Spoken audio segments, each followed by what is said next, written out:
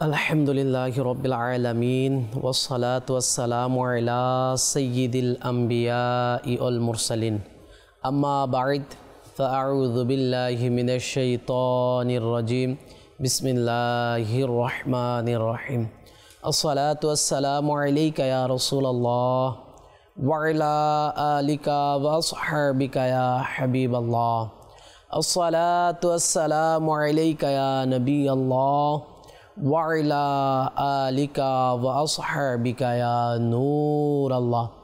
প্রিয় ইসলামী ভাইয়েরা এবং মাদানী চ্যানেল বাংলার দর্শকবৃন্দ, আবারও উপস্থিত হলাম মাদানী চ্যানেল বাংলার ধারাবাহিক অনুষ্ঠান শানে হাবিবুর রহমান নিয়ে। যে যেখান থেকে আমাদের এই অনুষ্ঠান দেখছেন, কাছে কিংবা দূরে, দেশে কিংবা প্রবাসে, সবাইকে জানাই আন্তরিক মোবারকবাদ ও অভিনন্দন। আমাদের সাথে প্রতিদিনের মতো আজকেও রয়েছেন আমাদের আব্দুল মুত্তালিব আত্তারি আল মাদানী ভাই। ইনশাআল্লাহ প্রতিদিনের ন্যায় আজকেও শানে হাবিবুর রহমান অর্থাৎ আল্লাহ তাআলা আমাদের নবী সাল্লাল্লাহু আলাইহি ওয়াসাল্লামার শানে কোরআনুল কারিমার মধ্যে যে আয়াতগুলো নাজিল করেছেন, যে কোনো একটি আয়াত নিয়ে আলোচনা হবে। তার আগে আমরা একটি দুরূদ শরীফের ফজিলত শ্রবণ করে নেই। প্রিয় নবী রাসূল আরবি সাল্লাল্লাহু আলাইহি ওয়াসাল্লাম ইরশাদ ফরমান, নিশ্চয় আল্লাহ পাক আমার কবরের একজন ফেরেশতা নিযুক্ত করেছেন, যাকে সকল সৃষ্টির আওয়াজ শোনার ক্ষমতা প্রদান করা হয়েছে, এবং কিয়ামত পর্যন্ত যে কেউ আমার উপর দুরূদ শরীফ পড়ে তবে সে আমাকে তার নাম এবং তার পিতার নাম সহ উপস্থাপন করে এবং বলে, অমুকের ছেলে অমুক আপনার প্রতি দুরূদ শরীফ পাঠ করেছে। সুবহানাল্লাহ সুবহানাল্লাহ। প্রিয় ইসলামী ভাইরা, আপনারা দেখছেন অনুষ্ঠান শানে হাবিবুর রহমান। আল্লাহ তাআলা আমাদের নবী সাল্লাল্লাহু আলাইহি ওয়াসাল্লামকে এত শান ইজ্জত সম্মান দিয়েছেন, যা পূর্বের কিতাবগুলোতে বর্ণনা ছিল। সাথে সাথে আল্লাহ তাআলা কোরআনুল কারীমের মধ্যে অসংখ্য, শুধু অসংখ্য নয় বরং সমস্ত কোরআনই আল্লাহ তাআলা আমার নবীর শান এবং মানে আল্লাহ তাআলা নাজিল করেছেন। হ্যাঁ, কিছু সংখ্যক আয়াত রয়েছে যেগুলো প্রকাশ্য রাসূল সাল্লাল্লাহু আলাইহি ওয়াসাল্লামার শান সরাহাতান প্রকাশ্য বয়ান করেছেন আল্লাহ তাআলা। আর কিছু কিছু আয়াত রয়েছেন যেগুলো আল্লাহ তাআলা আল্লাহর হাবিব সাল্লাল্লাহু আলাইহি ওয়াসাল্লামার শান মান বর্ণনা করেছেন। মুফতি আহমদ ইয়ার খান নাইমি রহমতুল্লাহি তাআলা বলেন, আল্লাহ পাক সূরা লাহাব নাজিল করেছেন। যদি অন্তরের চোখ দিয়ে ইশকে রাসূল নিয়ে কেউ যদি সূরা লাহাব দেখে, এখানেও আল্লাহর হাবিব সাল্লাল্লাহু আলাইহি ওয়াসাল্লামার শান ইজ্জত নিহিত রয়েছে। প্রিয় ইসলামী ভাইরা, আল্লাহ তাআলা আমার আপনার নবীকে কেমন ইজ্জত শান দিয়েছেন। যখন অন্যান্য নবীদেরকে কাফের মুশরিকরা যখন বকা দিতেন অথবা কিছু বলতেন, মন্দ বলতেন, তখন তার উত্তর ওই নবীই দিতেন। কিন্তু যখন আমার নবীর বাড়ি আসলো, আমার নবীর পালা আসলো, আমার নবীকে সাল্লাল্লাহু আলাইহি ওয়াসাল্লাম আবু লাহাব মন্দ বলেছেন, এর উত্তর আল্লাহ প্রদান করেছেন।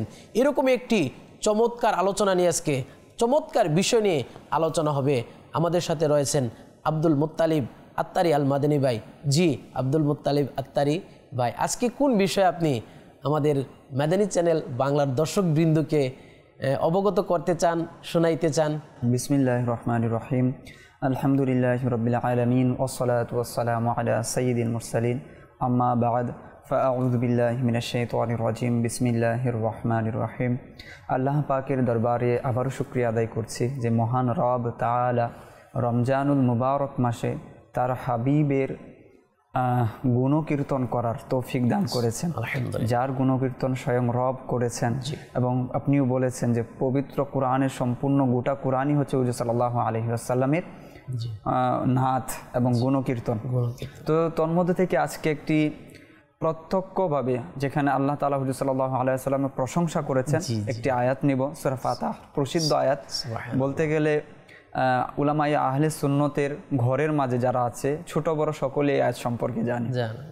বিসমিল্লাহির রহমানির রহিম। ইন্না আরসালনাকা শাহিদাও ওয়া মুবাশশিরাও ওয়া নাযীরা লিতুমিনু বিল্লাহি ওয়া রাসূলিহি ওয়া তুআযযিরুহু ওয়া তুওয়াক্কিরুহু ওয়া তুসাব্বিহুহু বুকরাতান ওয়া আসীলা। যদি এই আয়াতটি আমরা দেখি, প্রত্যেকটা শব্দ হচ্ছে হুজুর সাল্লাল্লাহু আলাইহি ওয়াসাল্লামের নাত রয়েছে, এখানে শান রয়েছে, মর্যাদা রয়েছে।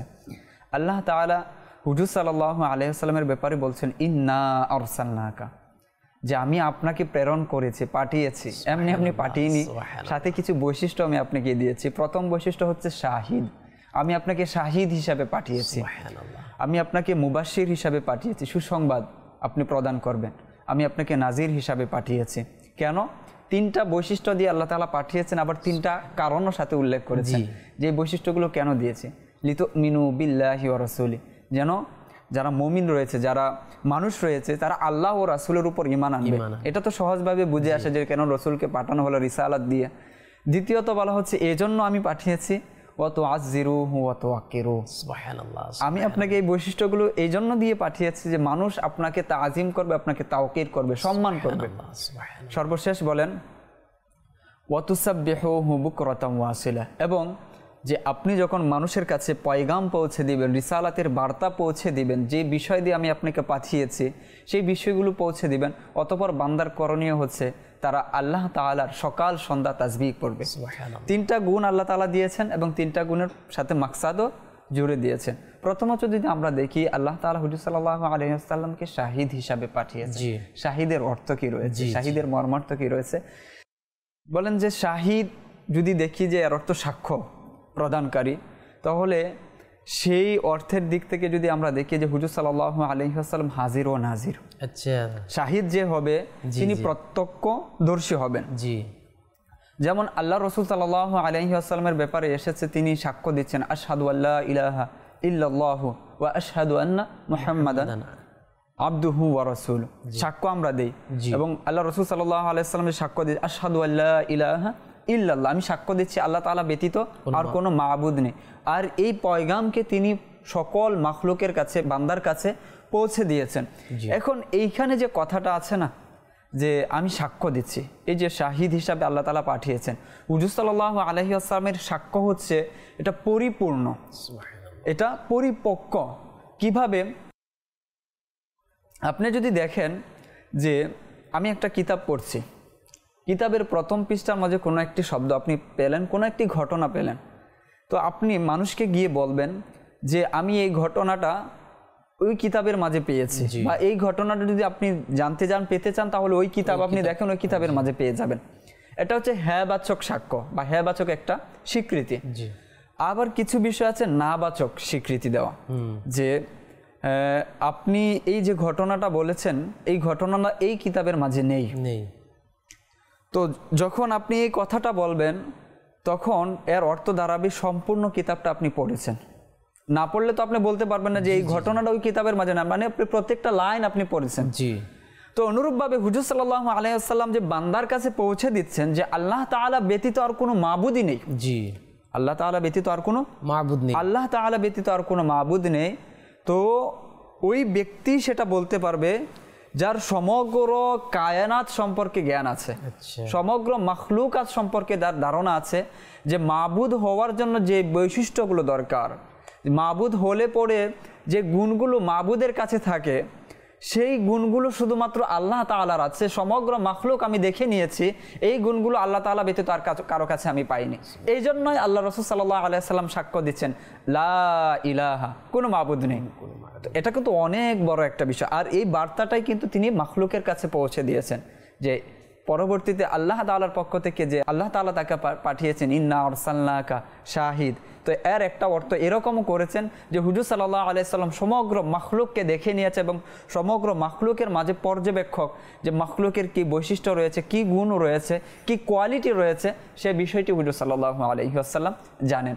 আর এই জন্য বলেছেন যে মাবুদ হওয়ার গুণ শুধুমাত্র আছে কার কাছে? আল্লাহ তাআলার কাছে। তিনি একমাত্র মাবুদ, তিনি একমাত্র স্রষ্টা।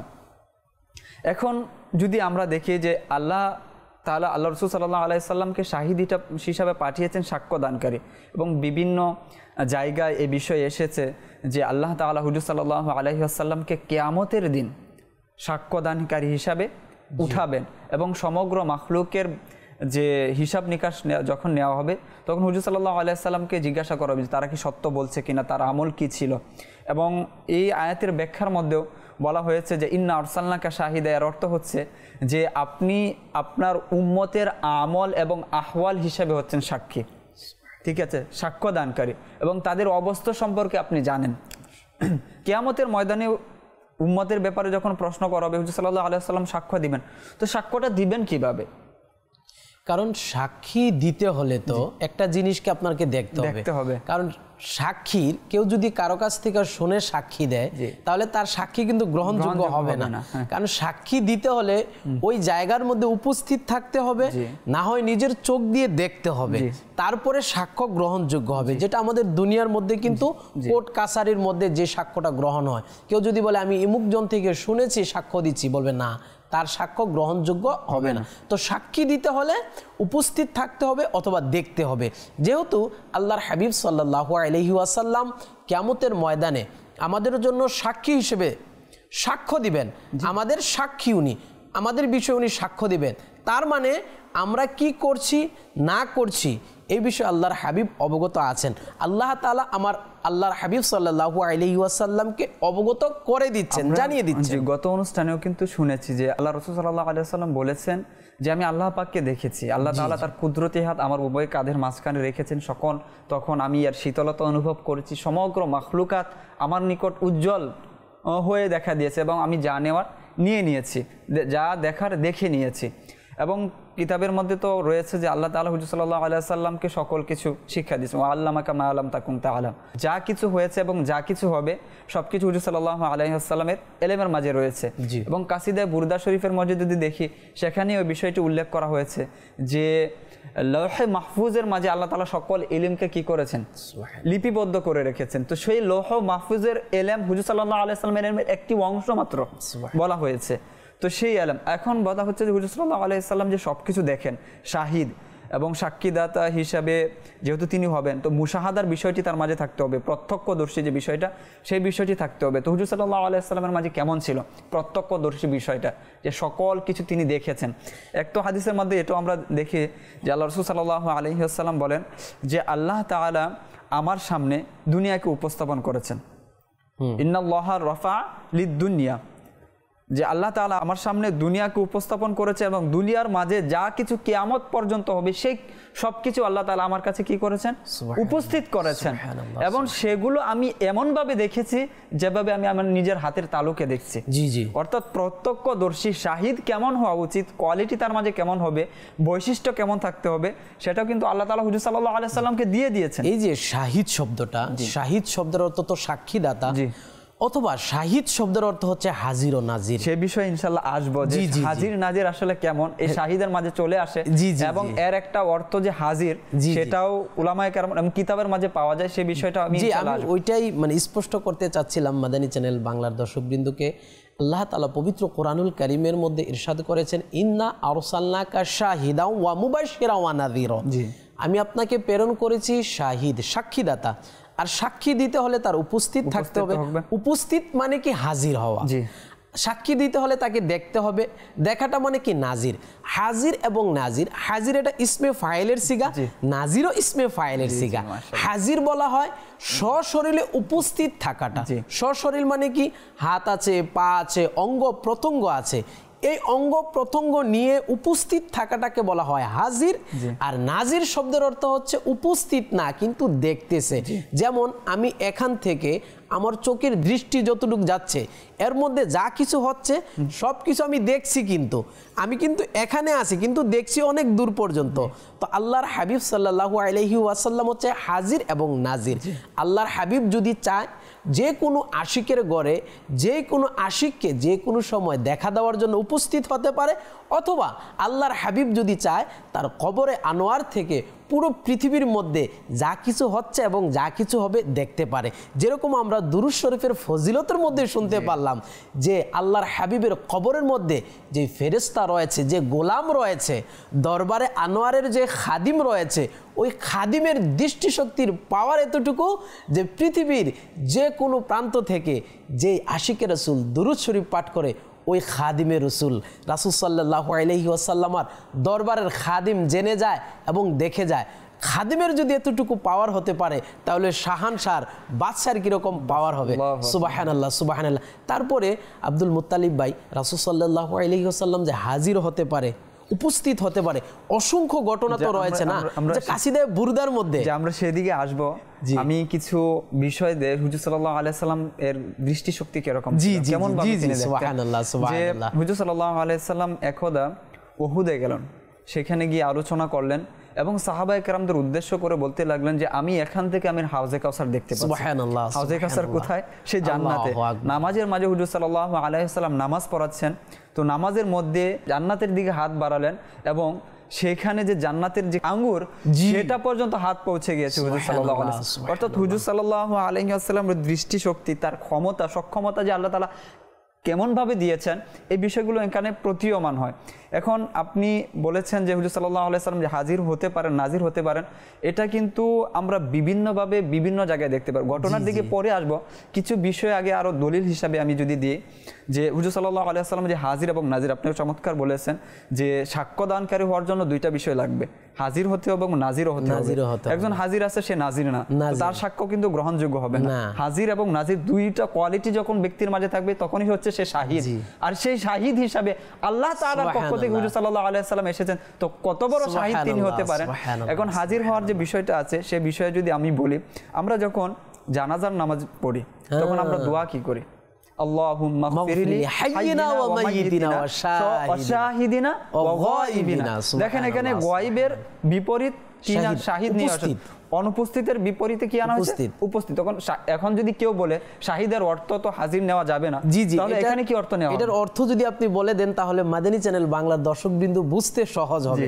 যেমন আমরা দোয়া করি আল্লাহুম্মা গফিরলি, হে আল্লাহ ক্ষমা করে দাও, মাগফিরলি হাইয়িনা আমাদের মধ্যে যারা জীবিত রয়েছে, ও মাইয়িতিনা এবং আমাদের মধ্যে যারা মৃত্যুবরণ করে ফেলেছে তাদেরকেও ক্ষমা করে দাও, ওয়া শাহিদিনা এবং আমাদের মধ্যে যারা মৃত ব্যক্তির জানাজার মধ্যে উপস্থিত রয়েছে তাদেরকেও ক্ষমা করে দাও, ওয়া গায়িবিনা এবং যারা অনুপস্থিত রয়েছে, আসতে পারে নাই, তাদেরকেও ক্ষমা করে দাও। তার মানে এখানে শাহিদ দ্বারা বুঝে গেল যে শাহিদ এর একটা অর্থ হচ্ছে উপস্থিত, হাজির, হাজির। অনুরূপভাবে যদি আমরা দেখি কোরআনে পাকের মধ্যে আল্লাহ তাআলা বলছে আলিমুল গায়বি ওয়াশ শাহাদাতি। আল্লাহ তাআলা গায়ব অর্থাৎ কি অদৃশ্য, এবং শাহাদা মানে কি, যেটা দৃশ্যমান, উপস্থিত, তো উভয়টা আল্লাহ তাআলা জানেন। অনুরূপভাবে যদি আমরা তাশাহুদের মাঝে দেখি, সুবহানাল্লাহ, আল্লাহর রাসূল সাল্লাল্লাহু আলাইহি সাল্লাম যে উপস্থিত আছেন, তাশাহুদ হচ্ছে এর একটা বেশ বড় দলিল। আমরা কি বলি? আত্তাহিয়াতু লিল্লাহি ওয়াস সালাওয়াতু ওয়াত তাইয়্যিবাতু আসসালামু আলাইকা, যে আপনার প্রতি সালাম। কাফ যে জমিটা রয়েছে, কাফ এই জমিটা, এটাকে বলা হয় দর্শকবৃন্দ, এটাকে বাংলা বলা হয় সর্বনাম, আর ইংলিশে বলা হয় এটাকে প্রনাউন। অর্থাৎ নামের পরিবর্তে যেটা আসে সেটাকে বলা হয় প্রনাউন, বাংলা বলা হয় সর্বনাম, আর আরবিতে বলা হয় এটাকে জমির। যেহেতু কাফটা হচ্ছে জমির, আর জমির ওয়াহিদ মুযাক্কার হাজির, এটা অর্থাৎ এখানে আমাদের রাসূল সাল্লাল্লাহু আলাইহি ওয়াসাল্লাম একজন উপস্থিত পুরুষকে বোঝানোর জন্য আসছে। সুবহানাল্লাহ। আপনার প্রতি হে রাসূল, আইয়ুহান নাবিয়্যু, হে রাসূল আপনার প্রতি সালাম। তো যখন বান্দা নামাজে থাকে তখন সে কিন্তু হুজুর সাল্লাল্লাহু আলাইহি ওয়াসাল্লাম হাজির মানছে, আর এই জন্যই তো বলছে আসসালামু আলাইকা, আপনার প্রতি। এখন যদি হাজির না থাকতো, সেই ব্যক্তি যদি না থাকতো, তাহলে তো আলাইকা হওয়ার দরকার ছিল না, আলাইহি হতো। জি। এরপর আরেকটু আগে যদি যাই, আসসালামু আলাইকা আইয়ুহান নাবিয়্যু, এখানে যে ইয়াটা রয়েছে, আইয়ু রয়েছে, এটা কিন্তু হরফে নিদা। হরফে নিদা কারিবের জন্য, নিকটের জন্য, উপস্থিতের জন্য ব্যবহার হয়। সুবহানাল্লাহ সুবহানাল্লাহ। জি বলেন। খুবই চমৎকার যে আইয়ুহান নাবিয়্যু, সেখানে যে আইয়ু যে হরফে নিদা রয়েছে, সেখানে তো ভাগ করা আছে যে হরফে নিদাটা কি, ওইটা যদি একটু সুন্দর করে বলে দিতেন। হরফে নিদা হচ্ছে যে শব্দের মাধ্যমে ডাকা হয়, যে আহ্বান করা হয়, মানুষকে আহ্বান করা হয়। যেমন আমরা তো বলি হে আমার ভাই, ওই, তো এই বিষয়টাকে আবার হরফে নিদা, আরবিতে হরফে নিদার মাধ্যমে আহ্বান করা হয়। তো এর মধ্যে আবার ভাগ করা হয়েছে যে ইয়া যেটা আছে সেটা নিকট এবং দূরের উভয়ের জন্য ব্যবহার করা হয়। তো আই এবং আইয়ু যেটা আছে, ঠিক আছে, এগুলো কিন্তু নিকটস্থর জন্য। তো এক তো হচ্ছে কাফ জমির যেটা বলেছেন, আর দ্বিতীয়ত হচ্ছে আইয়ু। তো উভয়টা এখানে বুঝাচ্ছে হুজুর সাল্লাল্লাহু আলাইহি ওয়াসাল্লাম উপস্থিত জেনে আমরা সালাম দিচ্ছি। যখন আপনি নামাজের মধ্যে আল্লাহ তাআলার ইবাদত করার ক্ষেত্রে আপনি মেনে নিয়েছেন যে হুজুর সাল্লাল্লাহু আলাইহি ওয়াসাল্লাম উপস্থিত আছেন, তো অন্য ক্ষেত্রে মানতে অসুবিধাটা আর কোথায়? আব্দুল মুত্তালিব ভাই, নামাজ এটা কিন্তু অনেক অনেক ইম্পর্টেন্ট একটা ইবাদত। ইসলামের 5টা স্তম্ভের মধ্যে প্রথম হচ্ছে কি কালেমা, তারপরে কিন্তু নামাজের স্থান। মানে নামাজ এটা এত একটা গুরুত্বপূর্ণ ইবাদত, এত গুরুত্বপূর্ণ ইবাদত। নামাজ যদি কেউ অহেতুক যদি কাজা করে দেয় তাহলে তার শাস্তিও রয়েছে। আল্লাহ আল্লাহ আল্লাহ, এই গুরুত্বপূর্ণ ইবাদতের মধ্যেও কিন্তু বিশ্বাস রেখে সালাম দিতে হবে যে তিনি উপস্থিত আছেন। আর জমিরও আল্লাহ তাআলার পক্ষ থেকে এরকম ফিট করা হয়েছে, শব্দগুলো এরকম দেওয়া হয়েছে যে বান্দা যদি চায় যে আমার হাবিবকে কেউ বলবে যে তিনি হাজির হতে পারেন না, নাজির না, তো তাকেও কিন্তু বাধ্য হয়ে তখন সালাম দিতে হবে হাজির এবং নাজির মেনেই। এই যে আরেকটা বিষয় এখান থেকে আমরা বুঝতে পারতেছি, এন্ড কেউ যদি আল্লাহর হাবিব সাল্লাল্লাহু আলাইহি ওয়াসাল্লামকে হাজির ও নাজির না মানে, জি, তাহলে সে কি করবো? নামাজের মধ্যে তাশাহুদ পড়বে না। আর যদি তাশাহুদ না পড়ে তাহলে তো তার নামাজও হবে না। আল্লাহ তাআলা তাশাহুদকে কি করেছেন? নামাজের মধ্যে ওয়াজিব করে দিয়েছেন। সুবহানাল্লাহ সুবহানাল্লাহ। অর্থাৎ নামাজ এত একটা গুরুত্বপূর্ণ ইবাদত, আর নামাজের মধ্যে তাশাহুদকে ওয়াজিব করা হয়েছে। শুধু ওয়াজিব না, তাশাহুদের যদি কোনো একটা হরফও যদি বাদ পড়ে যায় তাহলে নামাজ হবে না। ইচ্ছাকৃতভাবে যদি কেউ একটা হরফ বাড়িয়ে দেয় অথবা একটা হরফকে ছেড়ে দেয় তাহলে তার নামাজ হবে না। পুনরায় নামাজকে কি করতে হবে? দহরাতে হবে, পুনরায় নামাজকে পড়ে দিতে হবে। এখন নামাজের মধ্যে বাধ্য হয়ে হাজির নাজির মানতে হচ্ছে, মানতে হবে। এটা আল্লাহ তাআলার ফয়সালা, যেটা আল্লাহ তাআলা দিয়ে পাঠিয়েছেন সেটা তো অস্বীকার করার কিছু নেই। যেহেতু আল্লাহ তাআলা হুজুরকে শাহিদ হিসাবে পাঠিয়েছেন এবং শাহিদ হওয়ার যে কোয়ালিটি দরকার, দুনিয়াবি দিক থেকে যদি আমরা দেখি একজন ব্যক্তির সাক্ষ্য আমরা নিচ্ছি না যতক্ষণ পর্যন্ত সে হাজির নাজির না, অর্থাৎ যতক্ষণ পর্যন্ত প্রত্যক্ষভাবে সে দেখে না এবং উপস্থিত না থাকে। তো হুজুর সাল্লাল্লাহু আলাইহি ওয়াসাল্লামের ক্ষেত্রে সেটা কিভাবে আর হাসরের ময়দানে তিনি সাক্ষ্য দিবেন, সেই কোয়ালিটি তো বাদর যে আওলা হুজুরের কাছে থাকতে হবে। আর এইগুলো দিয়েই হুজুর সাল্লাল্লাহু আলাইহি ওয়াসাল্লামকে পাঠিয়েছেন। এখন আমরা যদি দুনিয়াবি কিছু মিসাল দেখি, আপনি যেটা বলেছেন যে কাসিদে বুরদা শরীফ, শরফুদ্দিন বুসরি রহমাতুল্লাহ তাআলা আলাইহি, আল্লাহু আকবার, তিনি বিভিন্ন বাদশা, রাজা বাদশার দরবারে নাত লিখতেন, বিভিন্ন কবিতা লিখতেন। তো শেষ বয়সে যখন উপনীত হন তখন তিনি প্যারালাইসিস হয়ে যান, ফালিজ যেটা একটা রোগে আক্রান্ত হন। তখন সবাই ত্যাগ করলো। তখন তিনি ভাবলেন, আমি মানুষের তো অনেক শান লিখলাম, মানুষের জন্য তো অনেক কবিতা লিখলাম, আমার এই মুহূর্তে আর কে সাহারা আছে, যিনি সকল বাদশার বাদশা, যিনি শাহেনশাহ, তো তার নাত আমি কেন লিখব না? তখন তিনি কাসিদা লিখলেন, কাসিদা বুরদা শরীফ, জগৎ বিখ্যাত, যে তিনি 170টি যেখানে পংক্তি রয়েছে। তখন তিনি সেখানে লেখা শুরু করলেন যে মাওলায়া সাল্লি ওয়া সাল্লিম দাইমান আবাদা। এখানে চমৎকার কথা রয়েছে। প্রথম লাইন তো তিনি লিখলেন, দ্বিতীয় লাইন কি লিখবেন তিনি খুঁজে পাচ্ছিলেন না। 170টা এই একটা বাদ দিয়ে 169টা লেখা হয়ে গেছে। উলামায়ে কেরামের ইখতিলাফ আছে কতগুলো আছে, তবে বলে যে 169টা লিখেছে। তবে প্রথম লাইন লেখার পর তিনি কি লিখবেন খুঁজে পাচ্ছিলেন না। সম্পূর্ণ লাত তো লিখে নিলেন। আর লিখেছেন এই জন্য যে এই মুহূর্তে আমার সাহারা কে আছে, এই মুহূর্তে আমাকে এই বিপদ থেকে কে উদ্ধার করবে। শরীর অকিজু হয়ে গেছে, কোনো কিছু কাজে আসছে না। তখন হুজুর সাল্লাল্লাহু আলাইহি ওয়াসাল্লামের স্মরণে চোখ দিয়ে পানি ঝরছে, আর নাত লিখছেন। নাত লিখতে লিখতে কাঁদতে কাঁদতে এক পর্যায়ে ঘুমিয়ে গেলেন। হুজুর সাল্লাল্লাহু আলাইহি ওয়াসাল্লাম স্বপ্নে আসলেন। সুবহানাল্লাহ সুবহানাল্লাহ। এলেন তো এলেন, তার শরীরে হাত বুলিয়ে দিলেন এবং বললেন, হে শরফুদ্দিন, আমার ব্যাপারে যে তুমি নাত লিখেছো সেই নাত শোনাও। সুবহানাল্লাহ। এখন তিনি তো শুরু করছেন মাওলায়া সাল্লি ওয়া সাল্লিম দাইমান আবাদান। এখন দ্বিতীয়টা কি বলবে সেটা পাচ্ছেন না, বাকি তো সব লেখা কমপ্লিট। তখন হুজুর সাল্লাল্লাহু আলাইহি ওয়াসাল্লামের পক্ষ থেকে বাকিটা বললেন যে তোমার এই নাতের মধ্যে আমার পক্ষ থেকে এটা তুমি জুড়ে দাও যে মাওলায়া সাল্লি ওয়া সাল্লিম দাইমান আবাদান আলা হাবিবিকা খাইরিল খালকি কুল্লিহি মিন। এটা হচ্ছে মূলত বলা হয় যে হুজুর সাল্লাল্লাহু আলাইহি ওয়াসাল্লামের পক্ষ থেকে তাকে প্রদান করা হয়েছে। আপনি যে ঘটনাটা বলছিলেন ওইটা আরেকটা যে কালাম রয়েছে ওই কালামের ঘটনা মনে হয় বালাগাল উলাবের সে ব্যাপারেও আছে। তবে উলামায়ে কেরামগণ বলেন এটার মধ্যে এই বিষয়টাও রয়েছে, এই বিষয়টাও রয়েছে। তো কাসিদায়ে বুরদা যখন তিনি লিখলেন আর এই আকাঙ্ক্ষা নিয়ে লিখলেন যে আমার সাহারার জায়গা একমাত্র হুজুর সাল্লাল্লাহু আলাইহি ওয়াসাল্লাম, তিনি এই বিপদ থেকে আমাকে উদ্ধার করতে পারেন। তাদের বিশ্বাস কিরকম ছিল, তাদের আকীদা কিরকম ছিল, সেই কত বছর আগের 700-800 বছর আগের বুজুর্গ, তাদের বিশ্বাস কিন্তু এটাই ছিল যে হুজুর সাল্লাল্লাহু আলাইহি সাল্লাম সাহায্য করতে পারেন, তিনি উপস্থিত হতে পারেন, তিনি আমাকে মদত করতে পারেন, এই বিপদ থেকে তিনি আমাকে উদ্ধার করতে পারেন। এই আকাঙ্ক্ষা নিয়ে কিন্তু তিনি এই নাত লিখলেন। আর রাতে হুজুর সাল্লাল্লাহু আলাইহি সাল্লাম চলেও গেলেন, যে হাজির হওয়ার যে বিষয়টা রয়েছে, হুজুর সাল্লাল্লাহু আলাইহি সাল্লাম চাইলে কি করতে পারেন, উপস্থিত হতে পারেন। তো হাত বুলিয়ে দিলেন এবং এর পুরস্কার হিসাবে তাকে একটি চাদরও প্রদান করলেন। এখন তিনি তো ঘুম থেকে উঠে ভাবতে লাগলেন, স্বপ্ন দেখেছি, স্বপ্ন তো স্বপ্নই।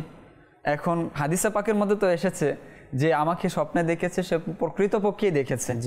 তো কিন্তু তারপরও একটা বিষয় যে হুজুর সাল্লাল্লাহু আলাইহি ওয়াসাল্লামকে স্বপ্নে দেখলাম, তো যখন দেখলেন অঙ্গগুলো কাজ করা শুরু করে দিয়েছে, যেটা কাজ করছিল না কাজ করা শুরু করে দিয়েছে। পরবর্তীতে হুজুর সাল্লাল্লাহু আলাইহি ওয়াসাল্লাম যেখানে যান সেখানে এক ধরনের শীতলতা অনুভব হয়, সুগন্ধি থাকে। তো সেই বিষয়গুলো তিনি অনুভব করছিলেন, কিন্তু তারপরও তিনি আরও সুনিশ্চিত হতে চাচ্ছিলেন যে হুজুর সাল্লাল্লাহু আলাইহি ওয়াসাল্লামই এসেছিলেন। পরবর্তীতে দেখলেন যে সাথে একটি চাদর রয়েছে, যে চাদরটি মূলত হুজুর সাল্লাল্লাহু আলাইহি ওয়াসাল্লামের পক্ষ থেকে তিনি পেয়েছিলেন। এই যে চাদর পাওয়াটা, এটা কিন্তু রাসূল সাল্লাল্লাহু আলাইহি ওয়াসাল্লামের উপস্থিত হওয়াটার উপর দালালাত করে। উপস্থিত হওয়ার একটা দালালাত। যদি স্বপ্নে আসতেন তাহলে তো চাদর থাকতো না, কারণ রাসূল সাল্লাল্লাহু আলাইহি ওয়াসাল্লামকে আলহামদুলিল্লাহ আশিকে রাসূলরা যার প্রতি আল্লাহ তাআলা দয়া করেন স্বপ্নে দেখেই থাকেন, দেখেন সুবহানাল্লাহ। এই যে চাদর পাওয়াটা, এটা কিন্তু রাসূল সাল্লাল্লাহু আলাইহি ওয়াসাল্লামের উপস্থিত হওয়ার বিষয়ে দালালাত করতেছে। আলহামদুলিল্লাহ, আপনি খুব সুন্দর আলোচনা করছিলেন রাসূল সাল্লাল্লাহু আলাইহি ওয়াসাল্লামের হাজির নাজির হওয়াটা, উপস্থিত হওয়াটা, যেটা কোরআন থেকে সাবিত হচ্ছে। কোরআনের অসংখ্য আয়াত রয়েছে, এর মধ্যে হাদিসে মুবারাকার মধ্যে রয়েছে। উম্মে সালমা রাদিয়াল্লাহু তাআলা আনহা থেকে বর্ণিত, উনি বলতেছে আমি রাসূল সাল্লাল্লাহু আলাইহি সাল্লামকে দেখলাম, রাসূল সাল্লাল্লাহু আলাইহি সাল্লামের শরীর মুবারকের মধ্যে মাটি লাগানো, মুখ মুবারকের মধ্যে মাটি লাগানো। তখন বললেন, ইয়া রাসূলুল্লাহ সাল্লাল্লাহু আলাইহি সাল্লাম, আপনার শরীর মুবারকের মধ্যে মাটি কেন? বলতেছে কারবালার ময়দানের ঘটনা, যে ইমাম হুসাইন রাদিয়াল্লাহু তাআলা আনহুকে যে শহীদ করা হয়েছে, তার সাথে রাসূল সাল্লাল্লাহু আলাইহি সাল্লাম কি করেছেন? এই তাকে মোহাব্বত করেছেন, তার শরীর মুবারকে, তার মাথা মুবারককে নিয়ে রাসূল সাল্লাল্লাহু আলাইহি সাল্লাম লাগিয়েছেন।